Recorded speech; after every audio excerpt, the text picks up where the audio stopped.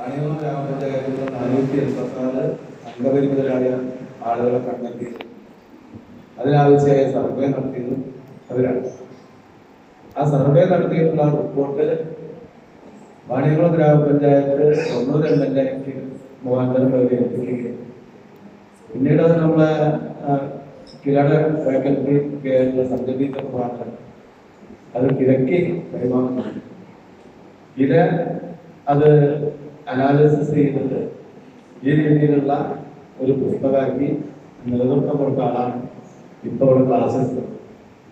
എന്തായാലും നമ്മുടെ സംസ്ഥാനത്തിന് മാതൃകയായ ഒരു സംവിധാനമാക്കി മാറ്റുന്നതിൽ ചില നല്ല നിലയിൽ വാണിയമ്പലം പഞ്ചായത്തിനെ സഹായിച്ചിട്ടുണ്ട്. ആ സഹായത്തിന് പ്രത്യേക നന്ദി രേഖപ്പെടുത്തുകയാണ്. എന്തായാലും വരും കാലത്ത് വാണിയമ്പലം പഞ്ചായത്ത് മാതൃകയാക്കിക്കൊണ്ട് ഇപ്പോൾ അവിടെ അതിൽ കണ്ടെത്തിയിട്ടുള്ള ഓരോ കാര്യങ്ങളും നമുക്ക് വിവിധ സോഴ്സുകൾ ഉപയോഗപ്പെടുത്തി ആ അംഗപരിമിതരായ ആളുകൾക്ക് ആവശ്യമായ പ്രോജക്റ്റ് ഉണ്ടാക്കും. ആ പ്രോജക്റ്റിന്റെ തുടർ പ്രവർത്തനം ഉണ്ടാവും. അങ്ങനെ ഉണ്ടാവുമ്പോൾ സ്വാഭാവികമായിട്ടും നേരത്തെ സൂചിപ്പിച്ച CSR ഫണ്ട് ഉൾപ്പെടെയുള്ള സാധ്യതകൾ നമുക്ക് ഫലപ്രദമായി തദ്ദേശഭരണ ഉപയോഗപ്പെടുത്താൻ കഴിയും. അങ്ങനെ ഉപയോഗപ്പെടുത്തിയാൽ ഇവരെ നമുക്ക് ചേർത്ത് കൊടുക്കാൻ പറ്റും. വാണിയമ്പലം ഗ്രാമപഞ്ചായത്ത് ഈ ഭരണസമിതി അധികാരത്തിൽ വന്ന് 2022 നവംബർ 1 നമ്മളൊരു ഡ്രഗ്സ് റീഹാബിലിറ്റേഷൻ സെന്റർ ആരംഭിച്ചു.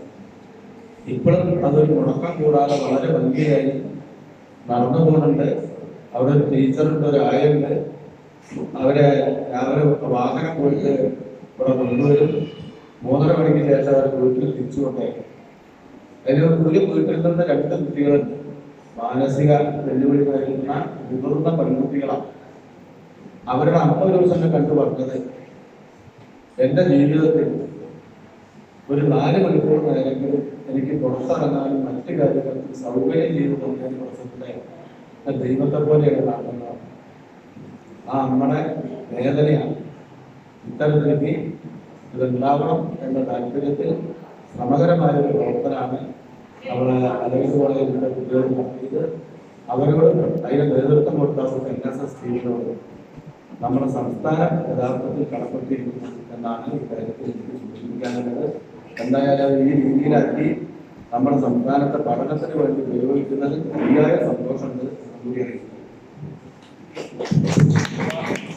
നമുക്ക് ഒരു സംസ്ഥാനത്തിന് ഒരു മാതൃകയായിരിക്കും. നമ്മളൊരു പൈലറ്റ് ആണ് ചെയ്തത് അല്ലെ. നമ്മൾ ഓരോ പഞ്ചായത്ത് ഏറ്റെടുക്കുമ്പോൾ ഇതിന്റെ തുടക്കം എവിടുന്നായിരിക്കും? വാണിക്കുളം. അപ്പൊ ഞാൻ പറഞ്ഞു ഇതിന്റെ